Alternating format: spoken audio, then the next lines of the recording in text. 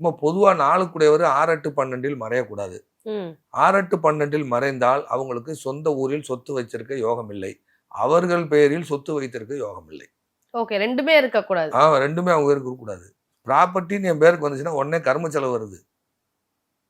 உடனே கர்ம செலவு வரும். செவ்வாய் சனி சம்பந்தப்பட்டாலும் கர்ம செலவு உண்டு. அதுக்கு இயற்கையா நேச்சுரலா அது வேலை செய்யும். அதை மீறி கிரகத்தை மீறி எங்கிட்டு தப்பிப்பாங்க? அதெல்லாம் தப்பிக்கவே முடியாது. அந்த மாதிரி அவங்களுக்கு தக்கவாறு பரிகாரம் மாற்றி சொல்ல வேண்டியிருக்குன்னு சொல்ல வரேன். நிச்சயமா. அப்ப அவருக்கு எனக்கு ஒரு வெளிச்சமான பிரகாசமான வாழ்க்கை வேணும் அப்படின்னு அவர் கேட்கிறாரு. அவர் இருக்கிறதே சன்லைட் இல்லாத வீடு, டெட் எண்டு, மிதனம் கார்னரு, முட்டுச்சந்து, டெட் எண்டு, கார்னருக்கு பக்கத்துல 2 வாத பிரியிற இடம், இது பார்க்குக்கு பக்கத்துல, இதெல்லாம் மிதுனம். அப்ப அவர் லக்கணமே மிதுனம். பிறந்த திதி பஞ்சமி. பஞ்சமியில பிறந்தா மிதுனமும் கன்னியும் ஜூனியம் ஆயிரும். லக்கண புள்ளி திருவாதிரை, அது போய் தொடர்றது புனர்பூசத்தை. புனர்பூசம் இழந்த ஒளியை திரும்ப பெறுதல்னு அர்த்தம். இழந்த ஒளியை திரும்ப பெறுதல்.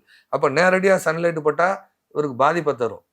அப்ப இன்னொரு ரிஃப்ளெக்டர்ல பட்டு அந்த ஒளியை திரும்ப பெறுதல். ஏன்னா ராகு வந்து நிழலு, திருவாதிரை நிழலு ராகு. அப்ப டைரக்டா அவர் படக்கூடாது. இதுக்கு நிறைய லாஜிக்கோட நான் சொல்றேன். அப்போ மாறுபடுதுன்னு சொல்றேன். அதுக்கு உடனே மிதுனம் கன்னி திரிசூனி இந்த கோயிலுக்கு போங்க நான் சொல்லலை.